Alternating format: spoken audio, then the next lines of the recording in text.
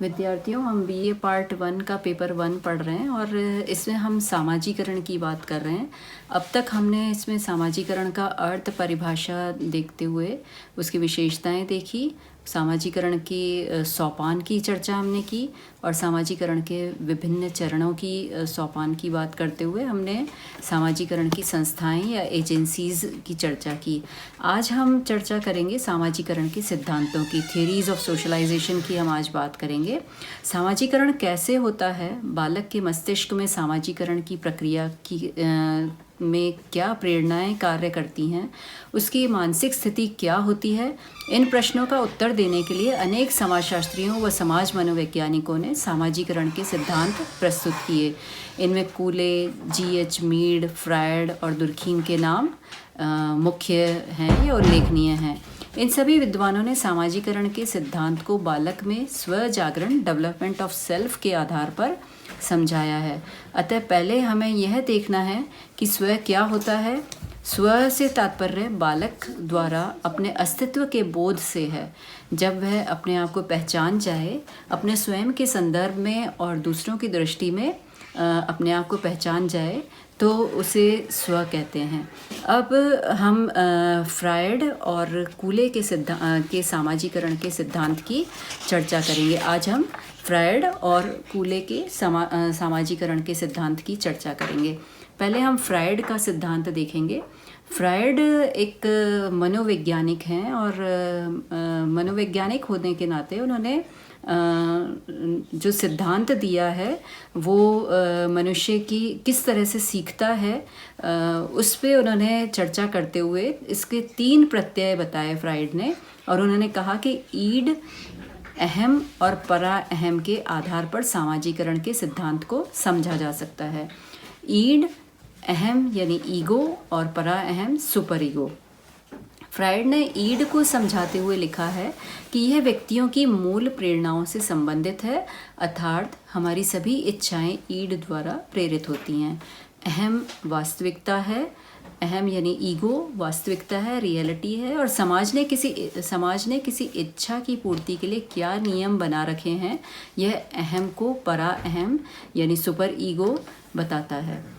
अहम व्यक्ति की वह चेतना या अंतरात्मा होती है जो यह निश्चित करती है कि अमुक कार्य करना चाहिए या नहीं। जैसे उदाहरण के लिए, यदि बिना पैसे दिए ही मिठाई खाना चाहते हैं तो फ्रायड के अनुसार मिठाई खाने की इच्छा ईड द्वारा प्रेरित होती है। और परा अहम यह बताता है कि समाज बिना पैसे दिए मिठाई खाने को स्वीकृत नहीं करता या स्वीकृति नहीं देता। फिर आपका अहम तार्किक विश्लेषण करता है और मिठाई खाने के विषय में निर्णय लेता है। अनेक लोगों को अहम अपने समाज विरोधी कार्य करने की स्वीकृति देता है, अतः उनका व्यक्तित्व भी समाज विरोधी बन जाता है। तो अहम के द्वारा आपको क्या उचित है, क्या अनुचित है, समाज क्या चाहता है, समाज किसको सही मानता है, वो बताया जाता है। तो जिन व्यक्तियों का सामाजिकरण हो चुका है वे प्रायः अपनी इच्छाओं का परा अहम से सामंजस्य बैठा लेते हैं और इस प्रकार समाज में व्यवस्था बनी रहती है। लेकिन जिन लोगों के अहम और परा अहम में टकराव होता है वे गैर सामाजिक कार्य करते हैं और समाज के संगठन को बाधा पहुंचाते हैं। तो फ्रायड के अनुसार ईड और परा अहम के अंतर्द्वंद की प्रक्रिया में ही व्यक्ति का सामाजिकरण होता है। अन्य समाजशास्त्रियों ने जहाँ स्व के व समाज के बीच अंतःक्रिया के आधार पर तालमेल बताया, वहीं फ्रायड ने इसे स्वीकार नहीं किया। फ्रायड के अनुसार मानव व्यवहार का अधिकांश भाग भी अनदेखा व अचेतन शक्तियों द्वारा संचालित होता है। और फ्रायड स्व को 3 भागों में बांटते हैं और उसे वे ईड, परा अहम और अहम कह रहे हैं। ईड मूल प्रेरणाओं, असामाजिकृत इच्छाओं, स्वार्थों और सामाजिक प्रेरणाओं का योग है, जबकि परा अहम यानी सुपर ईगो सामाजिक मूल्यों, सामाजिक आदर्शों का वह संयोग है जिसे व्यक्ति ने आत्मसात कर रखा है और जो उसकी अंतरात्मा का निर्माण करता है। इसके विपरीत अहम यानी ईगो स्वयं का चेतन व तार्किक पक्ष है जो ईड द्वारा व्यक्त इच्छाओं को परा अहम के माध्यम से स्वीकृति या अस्वीकृति पाता है और उन पर नियंत्रण करता है। तो इस तरह से फ्रायड बता रहे हैं कि व्यक्ति का व्यक्तित्व या उसका सामाजिकरण किस तरह से हो रहा है। ईड परा अहम और अहम द्वारा हो रहा है। ईड सुपर ईगो और ईगो द्वारा हो रहा है। इसके बाद हम चर्चा करेंगे कूले के सिद्धांत की। चार्ल्स कूले का जो सिद्धांत है वो उन्होंने दर्पण में आत्मदर्शन का सिद्धांत दिया है। लुकिंग ग्लास सेल्फ थ्योरी दी है चार्ल्स कूले ने सामाजिकरण की। तो चार्ल्स कूले ने अपना सामाजिकरण का सिद्धांत व्यक्ति और समाज के बीच के संबंधों और उनके मूल्यों के आधार पर स्पष्ट किया है। कूले ने अपने सिद्धांत को दर्पण में आत्मदर्शन यानी लुकिंग ग्लास सेल्फ के आधार पर समझाया है। और कूले ने के अनुसार प्रत्येक बालक 3 अवस्थाओं पर विचार करता है। पहली अवस्था होती है दूसरे मेरे बारे में क्या सोचते हैं। दूसरी अवस्था होती है दूसरों की राय के संदर्भ में मैं अपने बारे में क्या सोचता हूँ। तीसरी होती है मैं अपने बारे में सोचकर अपने आप को कैसा मानता हूँ, अर्थात हीन मानता हूँ या श्रेष्ठ मानता हूँ। तो कूले ने कहा कि समाज रूपी दर्पण में व्यक्ति अपना प्रतिबिंब देखता है, अपना बिंब देखता है। जिस प्रकार हम लोग दर्पण में यह देखते हैं कि हमारे कपड़े साफ हैं या नहीं, बालों में कंघा किया है या नहीं, या मुंह पे कुछ लगा हुआ तो नहीं है, उसी प्रकार बालक उस समाज रूपी दर्पण अर्थात समूह की दृष्टि में अपने बारे में जानना चाहता है।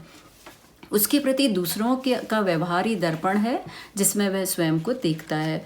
दूसरे जब बालक को यह ज्ञान हो जाता है कि समाज उसके बारे में यह सोचता है तो फिर वह अपने बारे में राय बनाता है। और तीसरा, इस राय से वह या तो मन में हीन भाव लाएगा या फिर श्रेष्ठता का भाव लाएगा। मान लीजिए एक लड़का अच्छा खिलाड़ी है, दूसरे उसके बारे में यह सोचते हैं कि वह वास्तव में बहुत अच्छा खिलाड़ी है, वह खुद भी यही सोचता है कि वह एक अच्छा खिलाड़ी है। तो इन दोनों विचारों से वह मन में श्रेष्ठता का भाव लाता है। यदि दूसरे लोग उस लड़के के बारे में ये सोचते हैं कि वह अच्छा नहीं खेलता है तो वह भी यही सोचेगा कि वह अच्छा खिलाड़ी नहीं बन सकता और उसके मन में हीन भाव आ जाएगा। तो कूले का सिद्धांत ये मानता है कि व्यक्ति अपने बारे में धारणा बनाता है। स्वयं के बारे में धारणा धीरे धीरे एक लंबी प्रक्रिया के द्वारा बनाई जाती है। यह धारणा दूसरों की सहायता के बिना नहीं बनाई जा सकती। तो किसी भी व्यक्ति में स्वयं के प्रति धारणा वस्तुपरक हो यह आवश्यक नहीं है। वस्तुपरकता से स्वयं के प्रति बनाई गई धारणा का कोई संबंध नहीं होता। एक साधारण व पढ़ाई में कमजोर छात्र की यदि प्रशंसा की जाए, वह समय समय पर उसे पुरस्कृत किया जाए, तो वह एक साधारण होते हुए भी असाधारण बन जाएगा तथा उसमें आत्मविश्वास जागृत हो जाएगा। इसके विपरीत यदि योग्य छात्र की उपलब्धि को भी असफलता मानकर उसकी अवहेलना व आलोचना की जाए तो वह कुंठित हो जाएगा, वह उसकी योग्यता में वृद्धि होनी भी बंद हो जाएगी। दूसरों के द्वारा व्यक्त प्रतिक्रिया के द्वारा ही हम यह तय करते हैं कि हम योग्य, अयोग्य, सुंदर, असुंदर, प्रिय, अप्रिय, मिलनसार व घरेलू हैं अथवा नहीं। दूसरों के द्वारा अपने बारे में की गई प्रतिक्रिया के द्वारा हम स्वयं का निर्माण करते हैं। इसलिए कूले ने इसे दर्पण में आत्मदर्शन कहा है। तो यह संसार एक दर्पण है जो प्रत्येक व्यक्ति को उसका स्वयं का चेहरा परावर्तित करता है।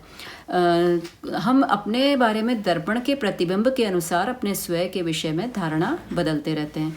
कूले के उपयुक्त सिद्धांत में सामाजिकरण और आत्मविकास का सीधा संबंध है। व्यक्ति समाज के द्वारा अपना मूल्यांकन करता है और उसी के द्वारा हीनता या श्रेष्ठता का अनुभव कर अपनी सामाजिकरण की दिशा निर्धारित करता है।